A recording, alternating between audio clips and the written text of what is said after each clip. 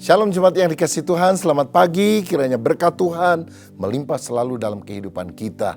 Dan biarlah kita selalu bersyukur karena Tuhan itu baik, memuji menyembah Tuhan dengan segenap hati. Baiklah, hari ini saya akan menyampaikan renungan firman dengan judul Menderita bagi Kristus adalah kehormatan. Saya akan bacakan Kisah Para Rasul fase yang ke-5 ayat 40 dan seterusnya. Dikatakan demikian. Mereka memanggil rasul-rasul itu lalu menyesah mereka dan melarang mereka mengajar dalam nama Yesus. Sesudah itu mereka dilepaskan. Rasul-rasul itu meninggalkan sidang mahkamah agama dengan gembira karena mereka telah dianggap layak menderita penghinaan oleh karena nama Yesus. Ayat 42, dan setiap hari mereka melanjutkan pengajaran mereka di bait Allah dan di rumah-rumah orang dan memberitakan Injil tentang Yesus yang adalah Mesias. Saudara sekalian, ketika gereja mula-mula bertumbuh, maka murid-murid Tuhan memberitakan bahwa Yesus adalah Mesias, yaitu juru selamat yang telah dijanjikan Allah sejak ribuan tahun yang lampau, orang yang diurapi untuk menjadi raja kekal selama-lamanya akan bertahta di atas tahta Daud. Tetapi hal ini tidak disukai oleh pemuka agama Yahudi yang tidak menerima Yesus dan seluruh pengajarannya, bahkan bermaksud membunuh para murid Yesus itu.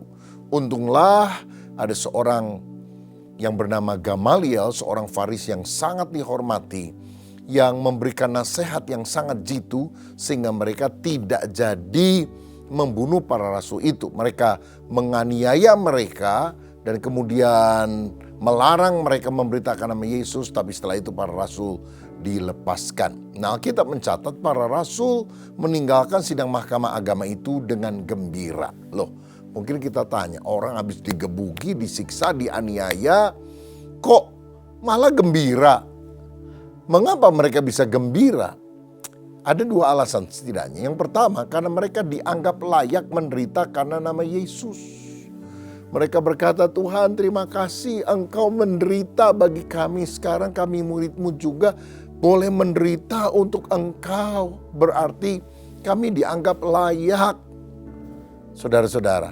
Dan kesempatan waktu mereka dianiaya itu membuktikan bahwa mereka itu setia kepada Kristus. Dan mereka juga menunjukkan aku loyal walaupun aku dianiaya, tidak nyaman, aku tetap setia kepadamu.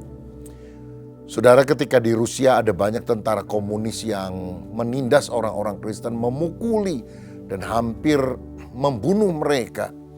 Seringkali orang yang masih bisa melanjutkan kehidupan ketika ketemu dengan orang-orang Kristen yang lain sangat dihormati. Kenapa?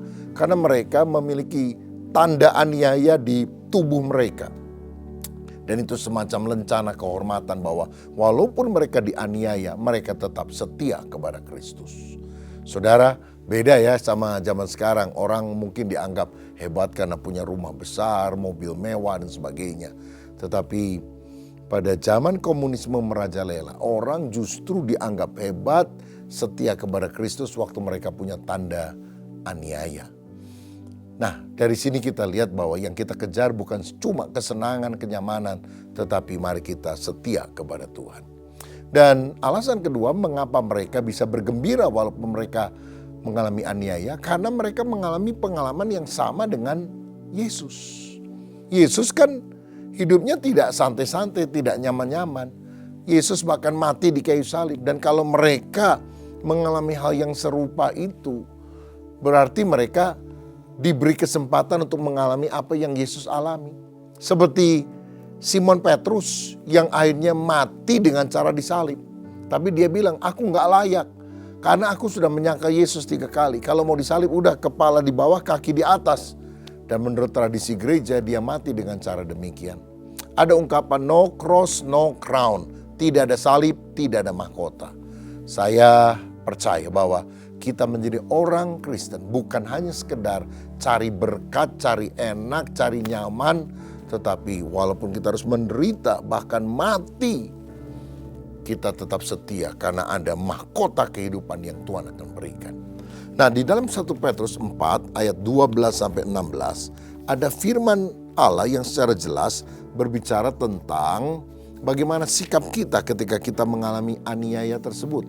Dikatakan demikian, saudara-saudaraku yang kekasih, janganlah kamu heran akan nyala api siksaan yang datang kepadamu sebagai ujian, seolah-olah ada sesuatu yang luar biasa terjadi atasmu. Jadi orang Kristen akan diuji dengan apa? Nyala api. Ini bukan nyala api neraka, tetapi kesulitan-kesulitan hidup karena kita mengenal Kristus.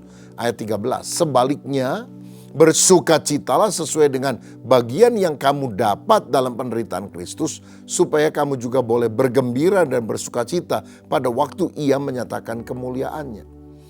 Jadi jangan sedih, tapi harus bersukacita, bergembira. Karena apa? Kita yang menderita bagi Kristus satu kali, pada waktu Yesus datang, kita akan menerima kemuliaan yang tidak akan layu. Dan itulah sebabnya kita harus bersyukur dan bersukacita. Ayat 14, berbahagialah kamu jika kamu dinista karena nama Kristus, sebab roh kemuliaan, yaitu roh Allah ada padamu. Saudara, kalau engkau ingin roh kemuliaan, roh Allah ada padamu, pada waktu saudara mengalami aniaya, penistaan, engkau tetap harus setia kepada Dia. Ayat 15, janganlah ada di antara kamu yang harus menderita sebagai pembunuh atau pencuri atau penjahat atau pengacau. Tetapi jika ia menderita sebagai orang Kristen, maka janganlah ia malu, melainkan hendaklah ia memuliakan Allah dalam nama Kristus itu. Ya kalau kita nipu orang, utang kagak mau bayar lalu digebukin orang, ya bukan salib yang harus kita tanggung, itu dosa kita, saudara. Tapi kalau kita hidup benar, hidup lurus, bersaksi tentang Yesus, lalu menderita, biarlah kita mempermuliakan nama Tuhan. Jadi kita melihat di sini kemakmuran tidak selalu berarti kita rohani. Dan penderitaan yang kita alami tidak selalu berarti kita ini berdosa. Sebab kalau kita menderita karena kebenaran dan kita setia, roh kemuliaan, roh Allah, roh kudus akan mengurapi kita. Karena itu mari kita menjadi orang yang setia walaupun menderita. Bukan hanya cari kenyamanan yang ternyata bisa membawa kita ke dalam dosa. Saudara-saudara, jemaat mula-mula juga mengalami penganiayaan yang luar biasa kan. Bahkan ada yang dimakan oleh singa, ada yang dibakar hidup-hidup. Lihat para rasul, para murid Yesus, hampir semuanya mati syahid, saudara. Ada yang dipancung, ada yang digergaji, dan macam-macam hal yang sangat menakutkan terjadi. Tapi mereka tidak pernah mau menyangkal Tuhan. Karena apa? Mereka yakin Yesus Juru Selamat, Yesus Tuhan sampai selama-lamanya.